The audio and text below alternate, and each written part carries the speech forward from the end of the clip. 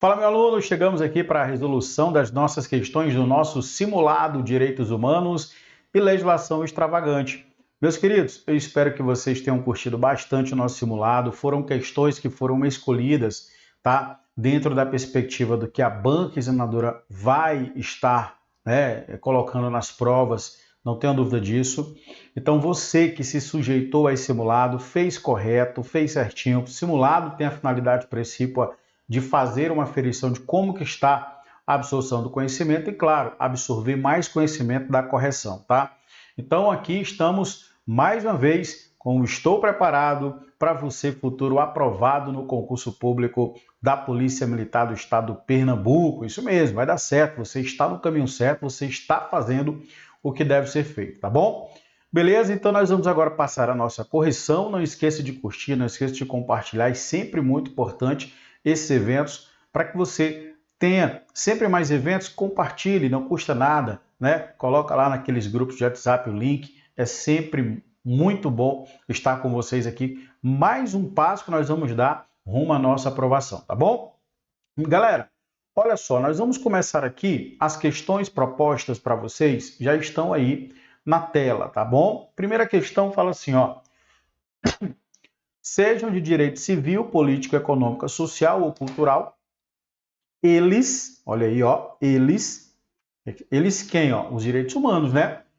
Eles são todos inerentes à dignidade a toda pessoa humana. Consequentemente, todos eles têm o mesmo valor. Então já faz isso aqui, ó, já marca o mesmo valor como direito. Isso aqui já é importante para que nós possamos delimitar o nosso gabarito, tá bom? Não existe um direito menor, não há hierarquia entre os direitos humanos, Unicef. Aí nós temos o quê? A descrição apresentada refere-se a um dos princípios dos direitos humanos, que é o chamado princípio da. Eu espero que vocês tenham acertado essa questão. Se não acertou, nós vamos aprender o que é que significa isso, mas a ideia é bem simples. O que diz, professor, essa ideia?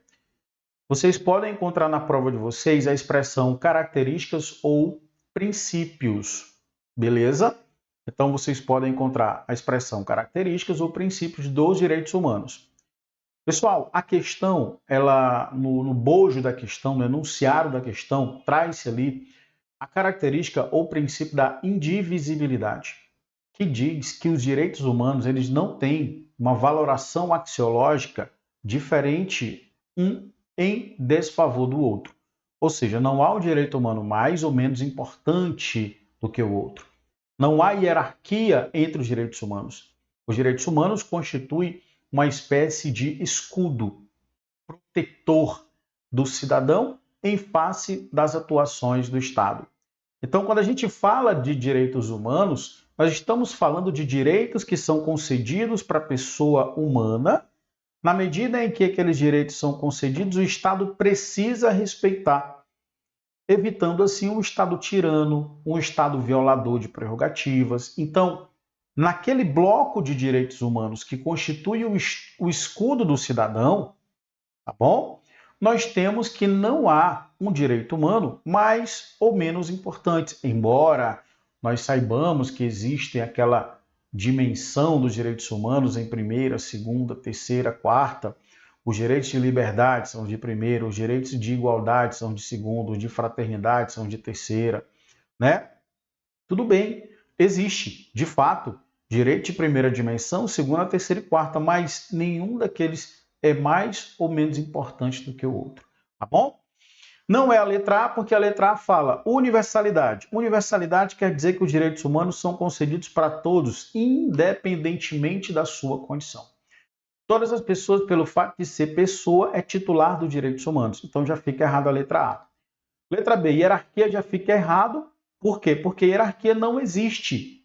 Tá? Igualdade e não discriminação já fica errado. Indivisibilidade é o nosso gabarito. Indivisibilidade porque os direitos humanos, ele é uno. Ele é um bloco de direito que tem a finalidade de quê? De limitar o poder estatal. Beleza? E interdependência também não é, porque quando eu falo em interdependência dos direitos humanos, nós temos a ideia relacionada de que os direitos humanos, eles ligam-se um ao outro, tendo interdependência com outros ramos do direito, o que não é, né, observado no enunciado da questão. Então, está aí a indivisibilidade, letra D de dado. Parabéns para você que acertou, mas sempre eu trago uma informação a mais. Quando eu falo em divisibilidade, vocês precisam lembrar que os direitos humanos não podem ser divididos. Não há hierarquia entre os direitos humanos. Não podem proteger alguns direitos, não é possível proteger alguns direitos e esquecer de outros. Exemplo, não adiantaria garantir os direitos de primeira geração sem efetivar os direitos sociais, que são os de segunda dimensão ou geração. Bacana? Então, questãozinha primeira, super tranquilo, eu tenho certeza que vocês acertaram. Vamos à próxima questão. Ó. Próxima questão fala: é sabido que os direitos humanos são divididos em gerações, sendo cada geração desses direitos atrelada a um valor específico. Tomando por base tal premissa, assinala a alternativa correta com relação às mencionadas gerações e seus valores. Vocês serão interpelados na hora da prova, seja na prova de constitucional ou na prova de direitos humanos, acerca dessas dimensões.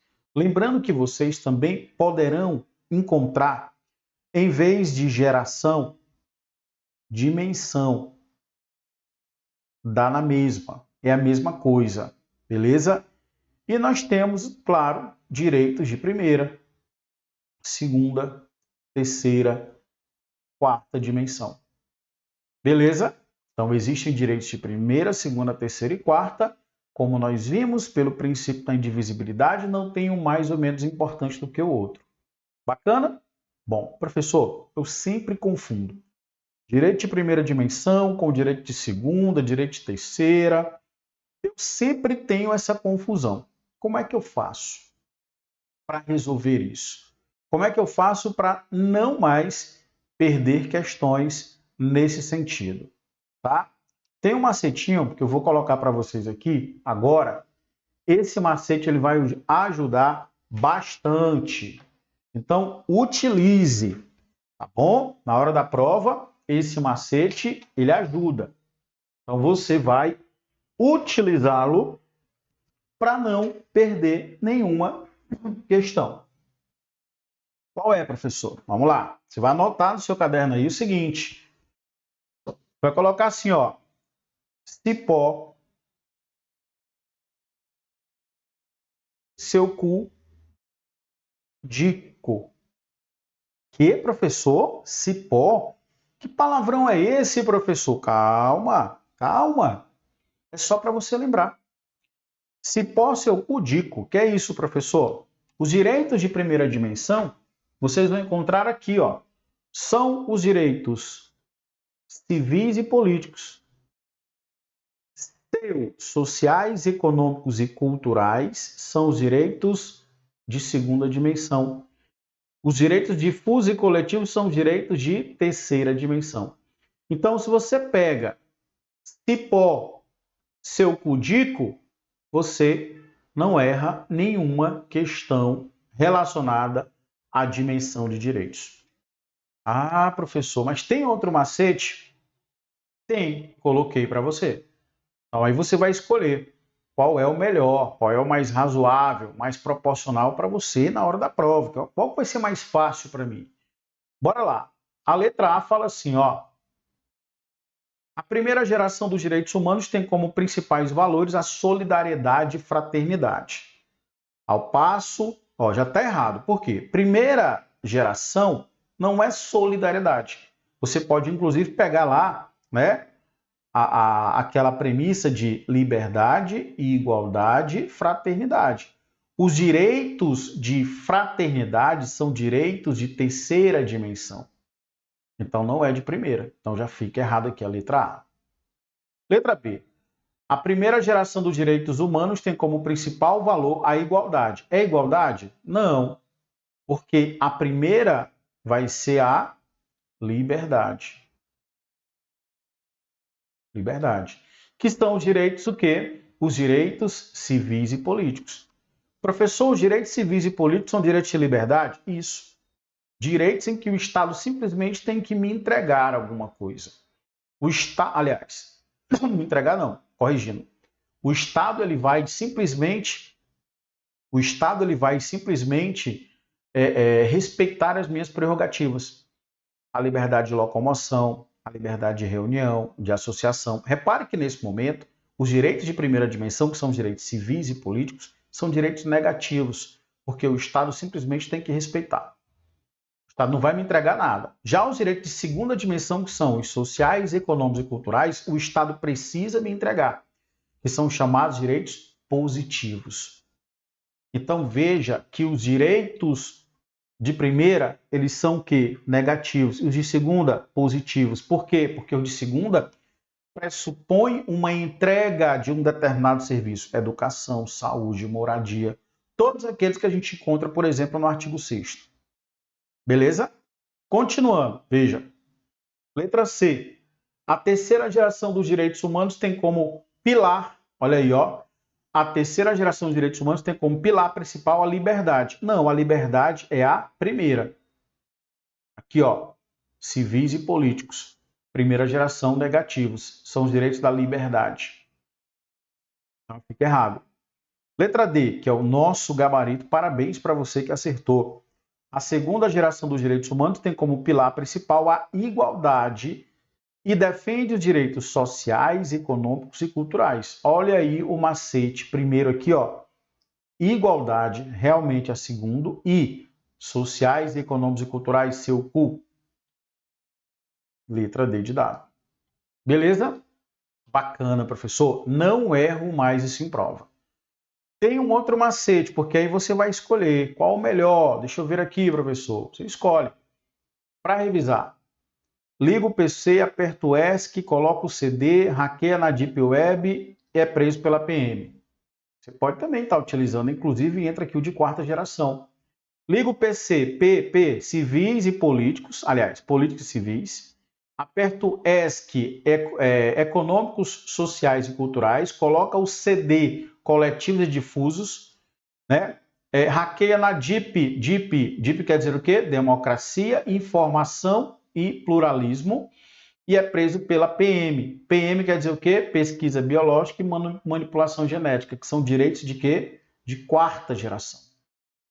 Tá aí, para você escolher o melhor e acertar na prova. Vamos à nossa próxima questão. Maravilha. 3. É correto afirmar que o documento que delineia a Proteção Universal dos Direitos Humanos Básicos, adotado pela Organização das Nações Unidas em 10 de dezembro de 48, é conhecido como? Não tem jeito. Direitos humanos, você precisa conhecer a evolução histórica. Não é difícil. Não é difícil. Vou aqui esquematizar para você não errar em prova. É bem fácil. Entenda. 2 momentos aqui que a gente vai analisar. Primeiro deles é que nós tivemos um período de violação dos direitos humanos.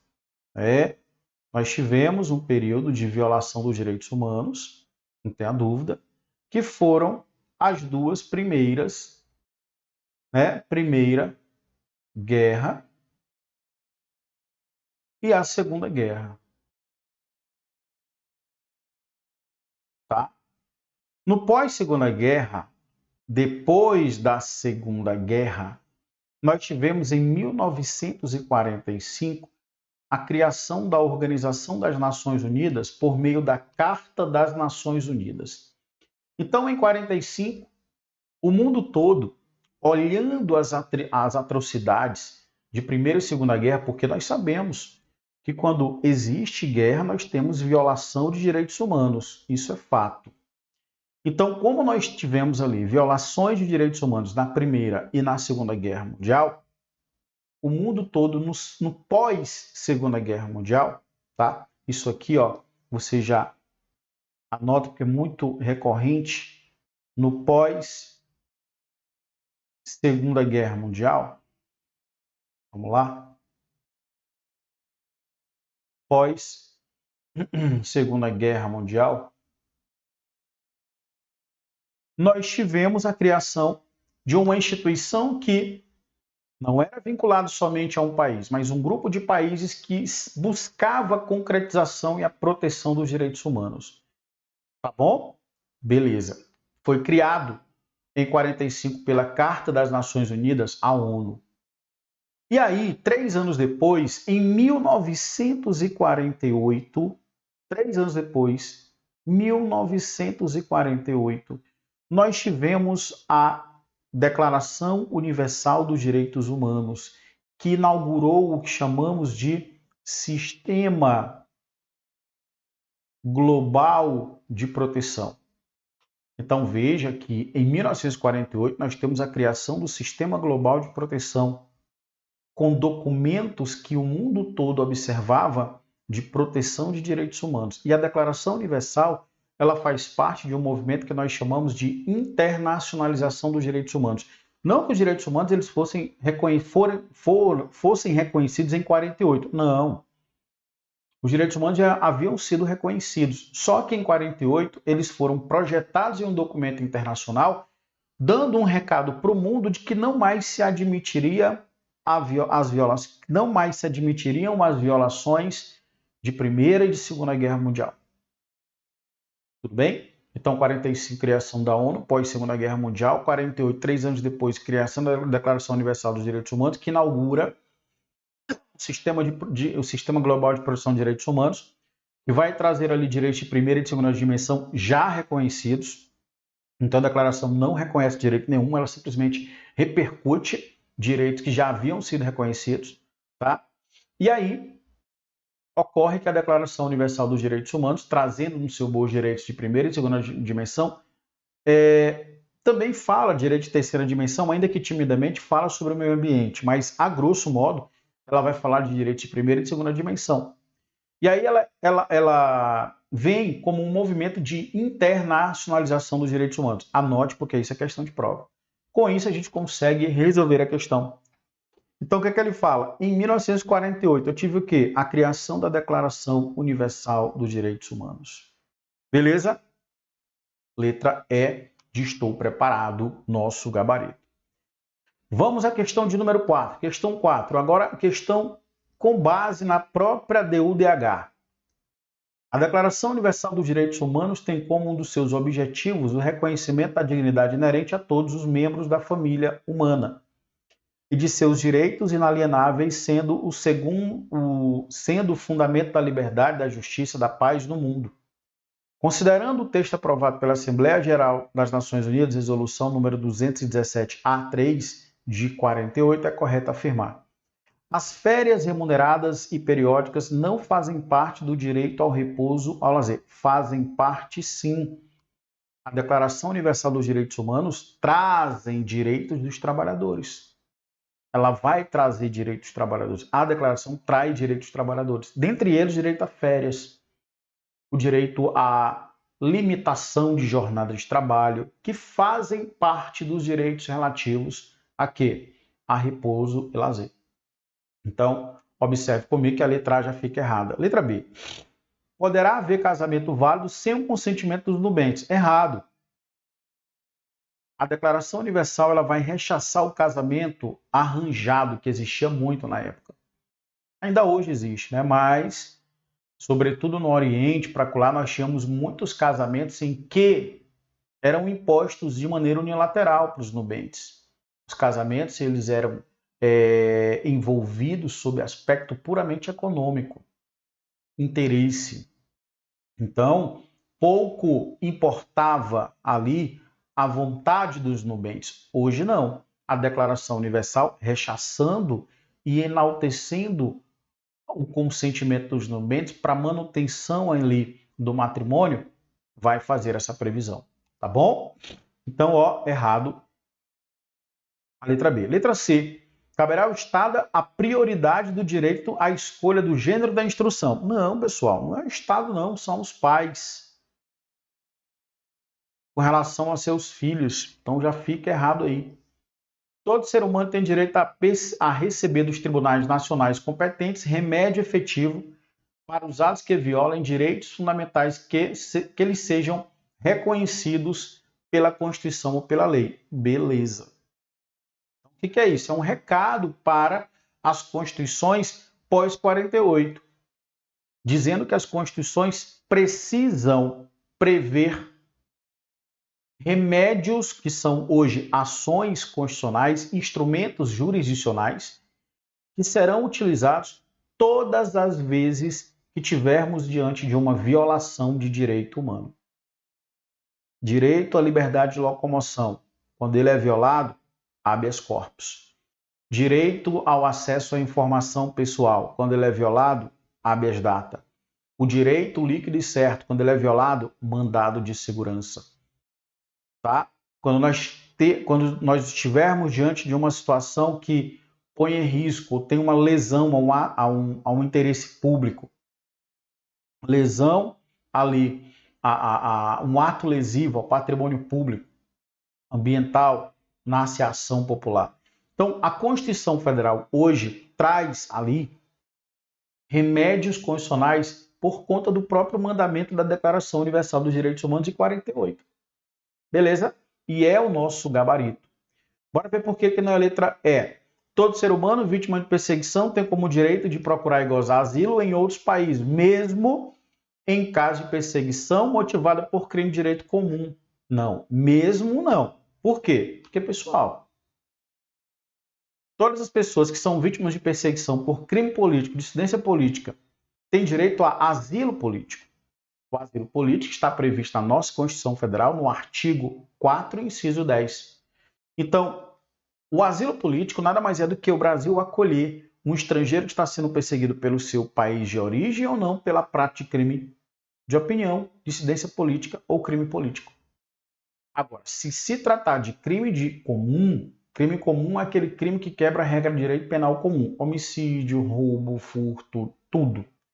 Então, se for crime comum, o indivíduo estrangeiro perseguido, ele não tem direito a gozo de asilo político no Brasil. Tudo bem? Claramente a Constituição Federal diz isso e a própria Declaração Universal dos Direitos Humanos dizem isso. Então, ficou errado aqui, porque não é mesmo em caso de... Não, errado.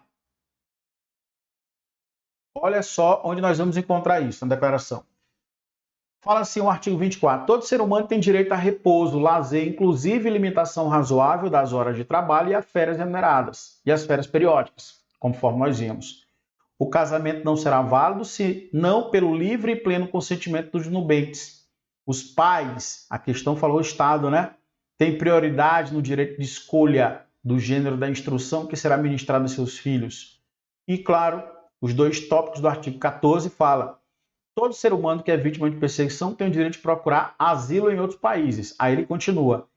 Esse direito a quê? Asilo não pode ser invocado em caso de perseguição legitimamente motivada por crime de direito comum ou por atos contrários a objetivos e princípios das Nações Unidas. Então, se o indivíduo praticou crime comum ou realizou conduta contrária aos objetivos e princípios da ONU, ele não tem direito a asilo político. Tudo bem? A questão falou diferente. Vamos à nossa próxima questão? Vamos lá. 5. Agora nós vamos começar a resolução das questões de legislação extravagante. E essa questão fala sobre os crimes ambientais. Tudo bem? Vamos lá. Quanto à aplicação de sanção penal em razão das condutas e atividades lesivas ao meio ambiente prevista na Lei 9605 de 98, ele pede a correta. Olha, vocês poderão encontrar na prova de vocês os tipos penais previstos na própria legislação, a Lei 9605 de 98, né? Aliás, 9605 de 98, vai trazer para a gente a Lei dos Crimes Ambientais. E lá nós temos condutas que colocam em xeque a fauna, a flora, os elementos que compõem o meio ambiente, tá? Vira e mexe cai uma questãozinha relacionada a circunstâncias atenuantes, agravantes, tá? Quando a autoridade for aplicar ali determinada sanção. Então, fique atento com relação a isso. Essa questão é uma questão que é exatamente nessa linha, que fala assim: é circunstância atenuante para aplicação das penas previstas na Lei 9605 a ocorrência de infrações à época de seca e inundações. Está errado, porque quando o crime ambiental acontece no período de secas ou inundações, Isso aqui não é uma atenuante, isso aqui é uma agravante. Então já fica errado a letra A. Letra B. Para imposição de gradação na penalidade, a autoridade competente deve observar o nível de conhecimento do infrator acerca da legislação ambiental. Não! Claro que não. O nível de conhecimento do infrator é uma situação que pode atenuar e não levar em consideração para fins de aplicação da penalidade de multa. Então, já fica errado. O juiz, por exemplo, quando for aplicar uma multa, ou a autoridade administrativa, quando for aplicar uma multa, não vai levar em consideração o nível de instrução. Ou seja, se aquele indivíduo conhece ou não a legislação ambiental para fins de conduta. O juiz não vai levar em consideração isso. Tudo bem? É levar em consideração isso quando for, por exemplo, uma situação atenuante. O baixo nível de instrução, ou seja, aquele cara lá da roça que não tem conhecimento acerca da legislação ambiental, que praticou um crime ambiental, mas ele não sabia. Não que ele vai ser perdoado, porque o desconhecimento da lei é inexcusável. Ninguém pode alegar o desconhecimento da lei praticando o crime. Ninguém pode alegar que não conhece a lei praticando o crime. Pode. Tudo bem? Então ninguém pode justificar a prática de um crime alegando desconhecimento da lei, porque é inexcusável, é imperdoável. Mas, nesse caso, poderá haver uma diminuição da pena, o que não é o caso. Aqui a questão falou sobre o quê? Imposição e gradação de pena de multa. Errado. Letra C. Nos crimes previstos na Lei 9605, a suspensão condicional da pena pode ser aplicada nos casos de condenação à pena privativa de liberdade não superior a 3 anos, não é a 1. Ficou errado. É possível a pessoa jurídica cumprir a pena de prestação de serviço à comunidade nos termos da Lei 9605 de 98. A pergunta é, pessoa jurídica, uma empresa, pode ser sujeito ativo dos crimes ambientais? Pode. Uma empresa que fez um empreendimento, realizou uma construção e não tinha ali aquela empresa, naquele momento, ela não tinha ali a autorização para construção.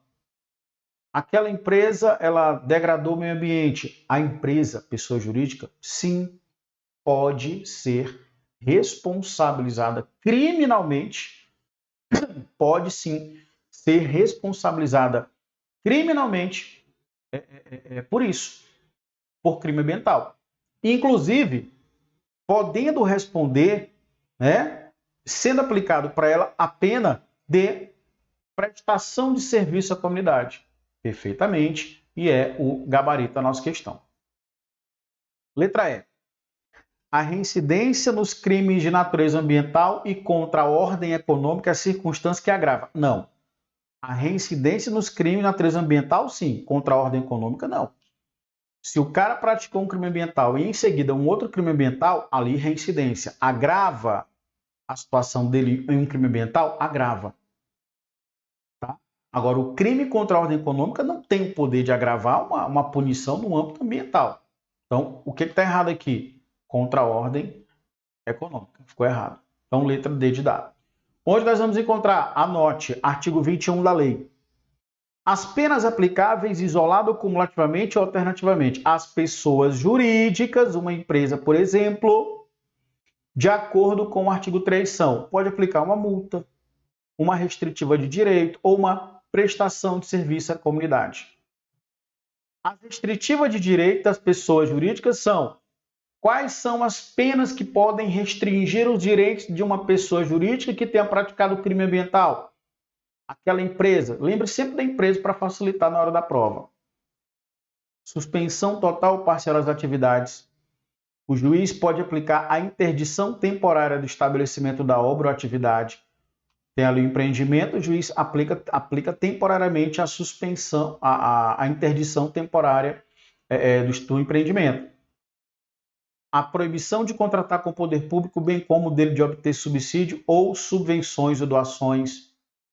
E aí ele vai trazer situações importantes, circunstâncias dentro da punição da suspensão. Veja, a suspensão das atividades será aplicada quando estas pessoas jurídicas, não estiver obedecendo às disposições legais e regulares relativas à proteção do meio ambiente. Por exemplo, quando a empresa não dispõe lá da licença ambiental, suspensão.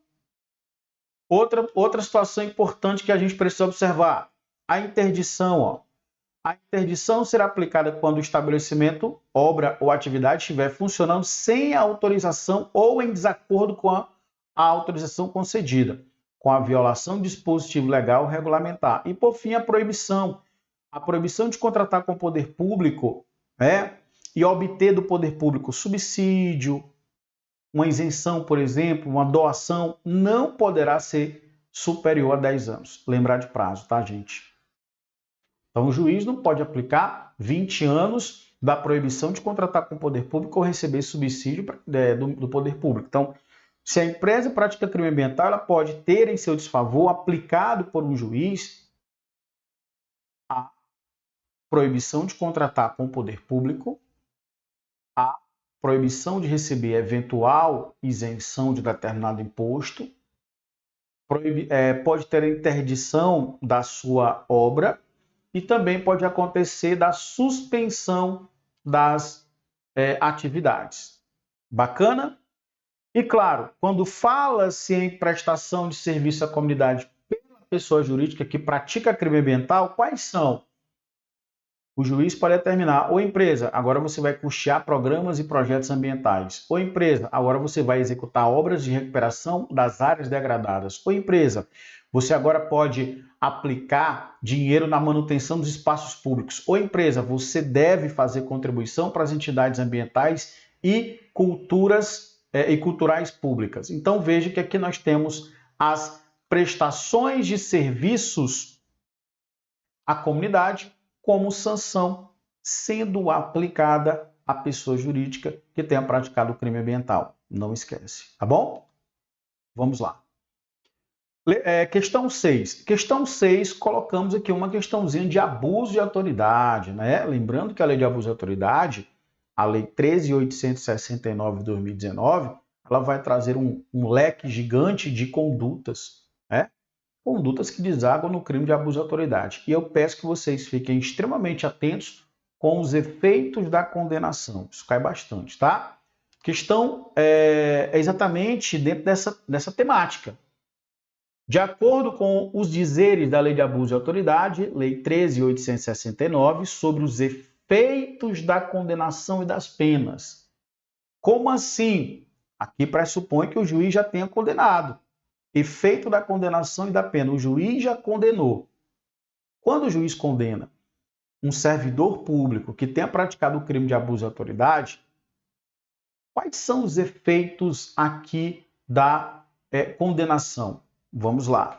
Nós temos basicamente 3 efeitos. O primeiro dele é tornar a obrigação de indenizar, tornar certa a obrigação de indenizar o dano causado pelo crime, ou seja, torna certa a obrigação do Estado de indenizar a vítima pelo crime de abuso de autoridade. Tem que indenizar. E outra, a lei vai mais além. Devendo o juiz, a requerimento do ofendido, fixar na sentença o valor mínimo para a reparação dos danos causados pela infração. Por quê? Porque quando nós temos o abuso de autoridade, nós temos ali a vítima. A vítima ela vai sofrer um dano e ela vai ser indenizada. Quando esse agente público ele pratica o crime de abuso de autoridade, ele vai sofrer uma condenação e quando ele é condenado, torna-se certa a obrigação de reparar. Aqui, Guilherme de Souza Nutti entende que vai ser uma obrigação, né? Vai ser uma obrigação advinda da condenação. E vai ser um efeito automático. Beleza? Por que efeito automático? Porque na hora que o juiz condena, meu amigo, já torna certa obrigação. Porque nós vamos ver que nas 2 outras situações ou efeitos da condenação não são automáticos. O juiz precisa especificar na sentença. Como, por exemplo, a inabilitação ou a perda do cargo. Bacana? Então, a primeira. Qual o primeiro efeito da condenação? Tornar certa a obrigação de indenizar a vítima. Definindo o valor mínimo da indenização. Beleza, professor. Entende-se que esse efeito é automático, diferentemente dos efeitos da inabilitação e perda, a obrigação de indenizar. O dano causado é de efeito automático da sentença. Vejamos, segundo efeito, a inabilitação para exercício de cargo, mandato ou função pública pelo período de 1 a 5 anos. O juiz, quando condena você pelo crime de abuso de autoridade, ele pode dizer assim, olha, você vai ficar inabilitado por 3 anos. Durante 3 anos você pode passar no concurso, você não vai tomar posse, não vai entrar em exercício, porque você está inabilitado para o exercício, para o exercício de cargo, função pública. Beleza? Nesse caso, é condicionado à reincidência pelo crime de abuso de autoridade, ou seja, reincidência específica. 2 pontos devemos levar em consideração. Primeiro, que a inabilitação para o exercício de cargo ou qualquer outra função ou mandato público de 1 a 5 anos, o juiz precisa especificar na sentença. Sendo ele obrigado a especificar na sentença, não é automática. Veja que já é condicionado ali a especificação na sentença. E outra, só se aplica a inabilitação em caso de reincidência, ou seja, se ele já tiver praticado anteriormente um outro crime de abuso de autoridade. Da mesma forma, nós temos a segunda situação, que é a perda do cargo, mandato da função. Então, só perde no caso de reincidência. E os efeitos não são automáticos, porque o juiz precisa descrever isso na sentença. Bacana? Beleza. Bom, as penas restritivas de direito substitutivo da privativa de liberdade. Quais são? Outro ponto também que a gente precisa levar para a nossa prova. Na lei dos crimes de abuso de autoridade, é possível, anote, a substituição da PPL por uma PRD. O que é isso? Substitui a pena privativa de liberdade por uma pena restritiva de direitos. E quais são essas, professor? Vou lembrar do presos.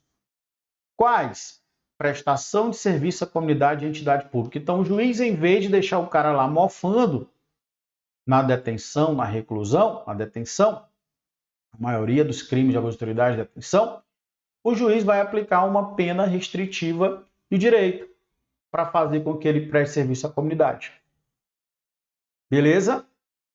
E também pode acontecer, ó, o Szinho aqui, ó, suspensão do exercício do cargo de 1 a 6 meses com a perda dos vencimentos da vantagem, vencimento das vantagens. Então, além da possibilidade da prestação de serviço à comunidade, o juiz pode aplicar, não, eu vou lhe dar uma suspensão, em vez de você sofrer ali uma detenção, eu vou fazer uma suspensão de 4 meses. Pode estar dentro do 1 a 6, sem o valor relativo aos vencimentos e vantagens. Claro, as penas restritivas de direitos, que são as PRDs, que substituem as PPLs, elas podem ser aplicadas de maneira autônoma ou cumulativamente. Beleza? Beleza. Com isso, nós temos a nossa questãozinha. Deixa eu colocar para vocês aqui na tela a nossa questão 6. Ó. Entre os efeitos da condenação, encontra-se a inabilitação para o exercício do cargo por até 8 não. Nós vimos agora há pouco que a inabilitação é até 5 anos e não a 8. Beleza? Então, errado. As penas restritivas de direito podem ser aplicadas apenas de forma autônoma. Não, podem ser também cumulativas. A prestação de serviço à comunidade é uma das penas restritivas de direitos previstas na lei em referência. Está aqui o gabarito. A sanção de perda do cargo independe da residência. Depende da residência. A pena de suspensão do exercício dá-se-á sem a perda dos vencimentos. É com a perda dos vencimentos. Então, gabarito letra C. Vamos lá para a nossa próxima questão. Questão 8. Questão 7, aliás. Está aí uma questãozinha de crimes hediondos. Não tem prova, de polícia que não tenha uma questãozinha sobre crimes hediondos. Você tem que saber. Ponto garantido na sua prova. Galera, quando falamos aqui dos crimes hediondos, primeiro nós precisamos lembrar. Claro, vocês já viram aqui o gabarito, mas a ideia não é só mostrar o gabarito, é fazer com que você aprenda. Os crimes hediondos são definidos dentro de um sistema que nós chamamos de sistema legal. Por quê? Porque é a lei que vai definir quais são os crimes hediondos. Não é o juiz, o sistema não é judicial, não é o juiz e a lei, o sistema não é misto, o sistema é legal. Então, somente a lei é que vai definir esse é hediondo e esse não é hediondo. Professor, eu preciso lembrar de todos? Precisa. Porque ele cobra na lata, na cara, se esse crime é ou não hediondo.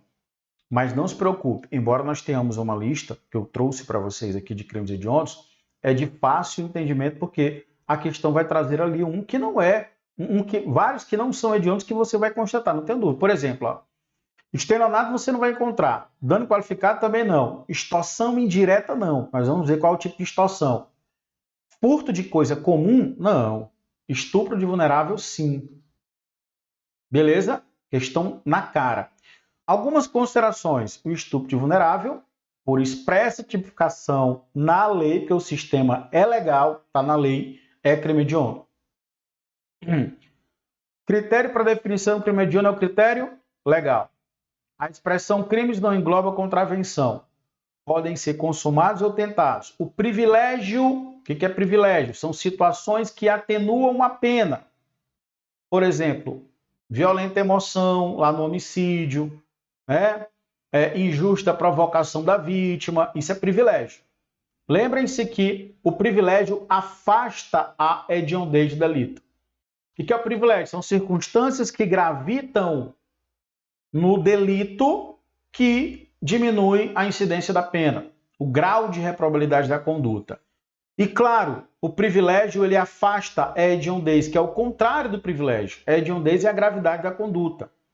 Lembrando que não cabe figa. O que é figa? Fiança, indulto, graça e anistia. Se não cabe fiança, não cabe também liberdade provisória.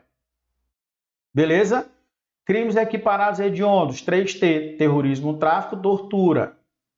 E não há crime, anota isso aqui, eu não sei de onde vocês tiram que tem crime na administração pública que é hediondo. Tá? Professor, parece bobo, professor colocar isso aí, mas eu coloquei para garantir. Peculata, crime hediondo? Não. Concussão é hediondo? Não. Condescendência criminosa é hediondo? Não. Advocacia administrativa é hediondo? Não. Não existe crime contra a administração pública que seja hediondo. Bacana? Então, vamos lá. Quais são? Aí você vai fazer a leitura disso aqui com tranquilidade, tá bom? Homicídio dentro dessas situações, grupo de extermínio. O homicídio contra menor de 14, advindo da lei Henry, a lei daquele garotinho, né, que foi brutalmente assassinado no Rio de Janeiro, deu origem à lei Henry. Lesão corporal dentro dessas situações, gravíssima, seguida de morte. A extorsão qualificada pela restrição da liberdade da vítima, extorsão mediante sequestro, estupro de vulnerável, que a questão trouxe, epidemia com resultado de morte, falsificação, corrupção, adulteração de medicamentos, favorecimento da prostituição, furto qualificado pelo emprego de explosivo, artefato análogo comum, o roubo, nessas circunstâncias aqui, tá? Considerado também hediondos, genocídio, esses três também cai bastante. Porte e posse legal de arma de fogo de uso proibido, comércio legal de arma de fogo e o tráfico internacional de arma de fogo acessória à munição. Tudo isso aqui é crime hediondo. Beleza? E os equiparados na Constituição que nós já estudamos. Nota: o crime hediondo é inafiançável e insuscetível de graça, indulto ou anistia. Vamos agora resolver uma questão acerca do Estatuto da Criança e Adolescente. Colocamos no seu simulado também uma questãozinha de crimes que são praticados em desfavor de criança e adolescente. Letra A. Aliás, vamos ler a questão. Consoante entendimento dos tribunais superiores acerca do ECA, ele pede a correta. Letra A. Se um adolescente for flagrado dentro de um bar... Deixa eu voltar aqui, pessoal. Deixa eu voltar aqui. Resolvemos aqui essas questões. Deixa eu ver só. Estou sentindo falta aqui. Deixa eu só ver aqui. Eu expliquei. Ah, não, expliquei. Pronto, tá certinho aqui, ó. Vamos seguir o baile aqui. Tá tudo ok. Eu vou agora para a questão de número 9. É 8? Questão 8. Pronto. Pronto, aqui. Se um adolescente for flagrado dentro de um bar comprando e consumindo bebida alcoólica, poderá sofrer medida socioeducativa. Não, pessoal, não. Vamos entender. Medida socioeducativa vai ser aplicado para adolescente que pratica ato infracional. O que é um ato infracional? É uma conduta análoga a crime. Então, se o adolescente matou, ele praticou um ato infracional, ele vai sofrer medida socioeducativa. Beber não é ato infracional. Se o adolescente está ingerindo bebida alcoólica, não é ato infracional. Crime pratica quem vende, quem cede, ainda que gratuitamente, para o adolescente ou criança, bebida alcoólica ou análoga. Então, aqui já fica errado a letra A. Letra B. Configura crime único de corrupção de menores o agente maior de idade que pratica a infração juntamente com os dois. Não, não é crime único. Tem um concurso de crimes. Letra C. A montagem fotográfica que simula participação de adolescente em cena de sexo explícito não é tipificada. A montagem é tipificada em crime contra criança e adolescente, contra a liberdade sexual no ECA. Letra D. O proprietário do estabelecimento comercial em que ocorre a venda de bebida alcoólica a menor de 18 anos, mesmo que desconheça essa prática, responde criminalmente pelo delito previsto no ECA. Pessoal, não, né? Porque ficou errado. Então aqui, ó, falso. Para a configuração da lei de corrupção de menores, não se exige que a vítima tenha efetivamente se corrompido, pois o delito em análise é classificado como formal. Bacana, letra E. O que é um delito formal? O que é esse crime de corrupção de menores? Crime de corrupção de menor é quando uma pessoa maior de idade induz, instiga um menor a praticar qualquer tipo de crime. Então veja que aqui é o crime de corrupção de menores. Agora, súmula 500 do STJ entende que o crime de corrupção de menores é um crime formal. O que é um crime formal? Crime formal é aquele que independe do resultado para sua consumação. Professor, não entendi.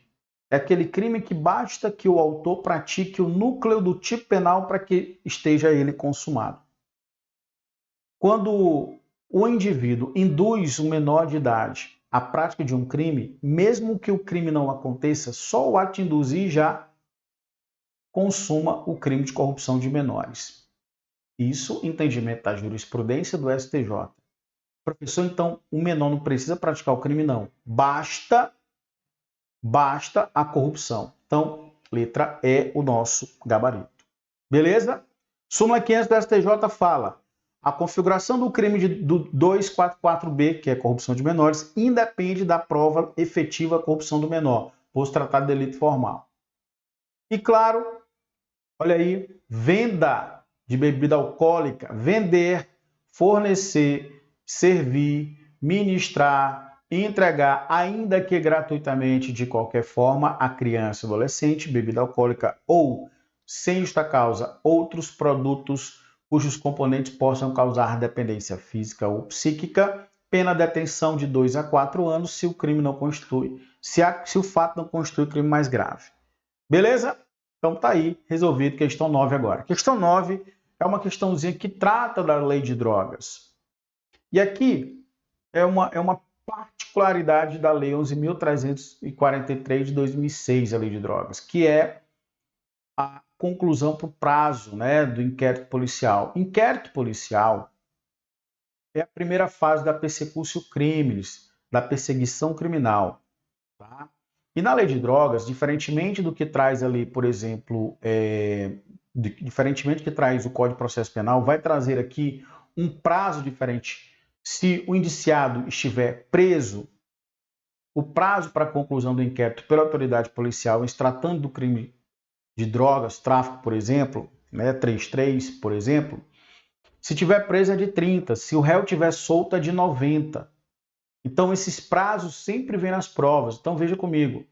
10 não. 15 não. O gabarito letra B. 30 dias se o indiciado estiver preso ou 90 dias estiver solto. Ambos os prazos prorrogáveis. Mas, claro, eu não vou me ater somente ao que está sendo exigido no comando da questão. Olha o resuminho da lei de drogas com relação a prazo. Prisão em flagrante, a comunicação é imediata ao juiz. Tem que ser dado vista ao Ministério Público no prazo de 24 horas. Regularidade formal do laudo de constatação da droga. 10 dias tem que ser juntado aos autos. O que é isso? Qual tipo de droga, qual a quantidade direitinho, tem que estar, o laudo de constatação tem que estar juntado no prazo de 10 dias. Defesa prévia no prazo de 10. Audiência de instrução e julgamento, ela tem essa característica, a audiência lá que vai ouvir as partes, 20 minutos prorrogável por mais 10 para o Ministério Público, que é o acusador, e o defensor, a defesa. E o inquérito, 30 prorrogável, mais 30 prorrogado pelo juiz, ouvido o Ministério Público. E claro, se tiver solto, 90 dias prorrogável por mais 90, prorrogado pelo juiz por uma decisão judicial, ouvido o Ministério Público também. Testemunhas arroladas, 5. E a 10ª questão, que fala sobre o crime de tortura, tá? Colocamos também uma questãozinha referente à lei 9455 de 97, que é a lei de tortura. Vamos lá.